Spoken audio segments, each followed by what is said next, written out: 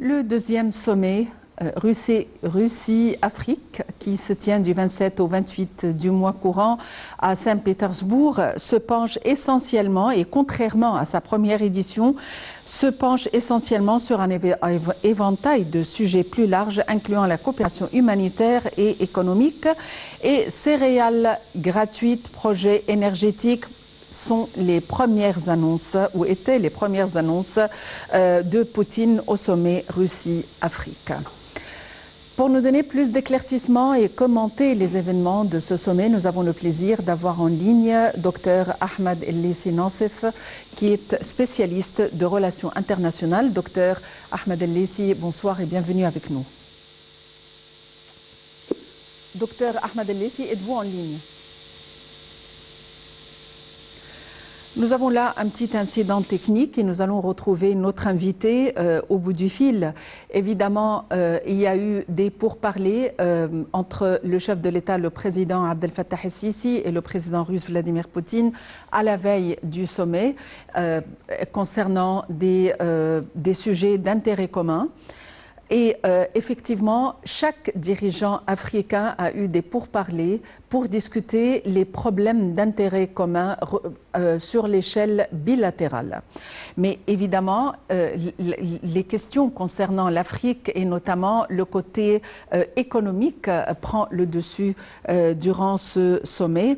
Il faut dire que, contrairement à la première édition, ce sommet porte essentiellement sur le côté économique et sur le côté concernant l'aide humanitaire.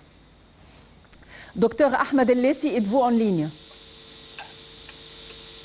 Est-ce que vous m'entendez? Docteur Ahmed El-Lissi, êtes-vous en ligne? Apparemment, il y a toujours l'incident technique. Il faut dire que Vladimir Poutine a ouvert le sommet Russie-Afrique et le président russe Vladimir Poutine a ouvert jeudi le sommet Russie-Afrique qui se déroule à Saint-Pétersbourg sur fond d'inquiétude des pays du continent après l'abandon par Moscou de l'accord céréalier avec Kiev. Il a promis de livrer gratuitement dans les mois qui viennent des céréales à 6 pays africains. Voyons les détails dans ce compte rendu. Le président russe Vladimir Poutine a ouvert le sommet Russie-Afrique organisé à Saint-Pétersbourg en promettant de livrer gratuitement dans les mois qui viennent des céréales à 6 pays africains. Dans les mois qui viennent, nous serons en mesure d'assurer des livraisons gratuites de 25 000 à 50 000 tonnes de céréales au Burkina Faso, au Zimbabwe, au Mali, à la Somalie, à la République centrafricaine et à l'Érythrée, a-t-il assuré dans son discours d'ouverture sur fond d'inquiétude de pays africains après la récente fin de l'accord sur l'exportation de céréales ukrainiennes en mer Noire qui permettait l'exportation de millions de tonnes de céréales ukrainiennes.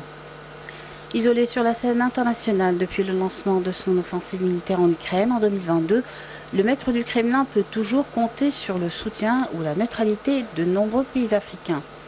À Saint-Pétersbourg, des délégations de 49 pays africains, dont 17 chefs d'État, sont présents, malgré la pression sans précédent mise, selon le Kremlin, par les Occidentaux pour dissuader les Africains d'y assister.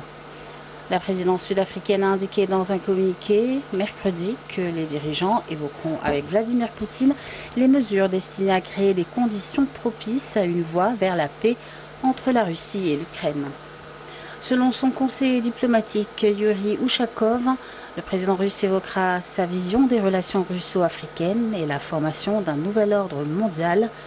Le sujet brûlant du sommet sera à coup sûr l'abandon par Moscou d'un accord crucial qui permettait depuis l'été 2022 à l'Ukraine d'exporter, y compris vers l'Afrique, ses céréales par la mer Noire, malgré le blocus russe des ports ukrainiens.